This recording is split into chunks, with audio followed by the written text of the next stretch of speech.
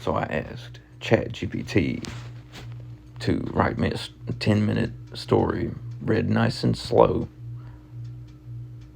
for a perfume all named Poised, Restraint of Emotion. Absolutely. Here's a story meant to unfold slowly, like the scent itself, cold and composed on the surface, yet with something warm and human hidden beneath. It should take about 10 minutes to read if taken at an unhurried pace. Let the atmosphere settle in. The man who smelled of quiet waters.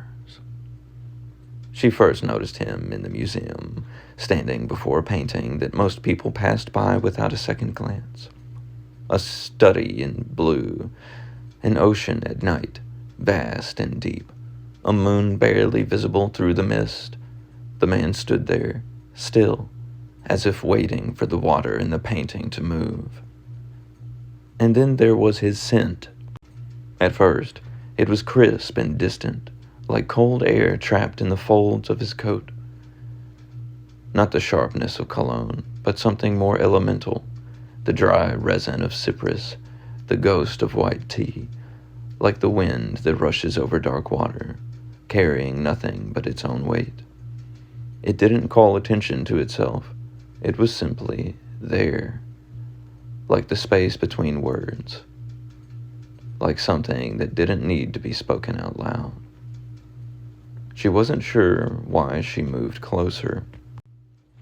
Perhaps it was the way he stood, poised, yet at ease, his hands resting loosely in the pockets of his black wool coat, or the way he gazed at the painting, unhurried, as if he had nowhere else to be.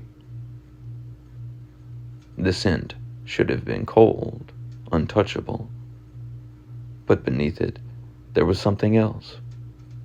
A whisper of warmth, faint but undeniable, a hidden ember beneath the eyes. She watched as he tilted his head, just slightly, as though sensing her. He did not turn, did not startle. He simply existed in that moment, as though he had always known she would be there. "Do you like it?" His voice was quiet, low, unintrusive. She hesitated. "The painting?" He nodded. She looked at it again. The blues were so deep, they almost bled into black.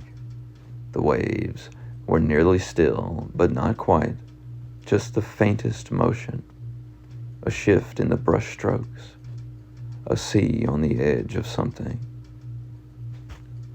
"I don't know," she admitted. A small, almost imperceptible smile touched his lips. "Honest." He turned then, finally letting her see him fully. His features were composed, precise, but not sharp.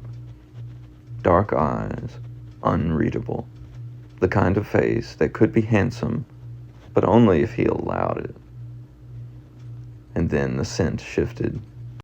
Still cool, still weightless, but now something stirred beneath it, the barest trace of myrrh, like a breath of warmth caught in fabric, ambergris, oceanic, deep, like something forgotten in the tide and returned. And something else, not sweetness, not quite. A quiet, human warmth, a presence so restrained it felt like a secret. She realized she had been staring.